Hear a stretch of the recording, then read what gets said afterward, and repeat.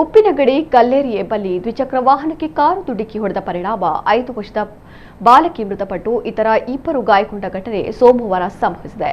ತಣ್ಣೀರುಪಂತ ಗ್ರಾಮದ ಕೊಡಂಗೆ ಮನೆ ನಿವಾಸಿ ಇಸ್ಮಾಯಿಲ್ ಎಂಬುವರು ತನ್ನ ಮಗಳು ಸಾಜಿರಾ ಮತ್ತು ಮೊಮ್ಮಗಳು ಸುಹೈರಾಳನ್ನ ಕುಳ್ಳಿರಿಸಿಕೊಂಡು ಕಲ್ಲೇರಿಯಿಂದ ಕುಪ್ಪೆಟ್ಟಿಗೆ ಹೋಗುತ್ತಿದ್ದಾಗ ಎದುರುಗಡೆಯಿಂದ ಬಂದ ವೇಣೂರು ಮೂಲದ ಶಿವಪ್ರಸಾದ್ ಎಂಬುವರು ಚಲಾಯಿಸಿಕೊಂಡು ಬಂದ ಕಾರು ಡಿಕ್ಕಿ ಹೊಡೆಯಿತು ಎಂದು ತಿಳಿದು ಬಂದಿದೆ. ಇದರಿಂದ ಗಂಭೀರವಾಗಿ ಗಾಯಗೊಂಡ ಸುಹೈರಾ ಮತ್ತಾಕೆಯ ತಾಯಿ ಸಾಜಿರಾ, ದ್ವಿಚಕ್ರ ವಾಹನ ಸವಾರ ಬಾಲಕಿಯ ಅಜ್ಜ ಇಸ್ಮಾಯಿಲ್ ಎಂಬುವರು ಗಾಯಗೊಂಡು ಆಸ್ಪತ್ರೆಗೆ ದಾಖಲಿಸಲ್ಪಟ್ಟಿದ್ದರು.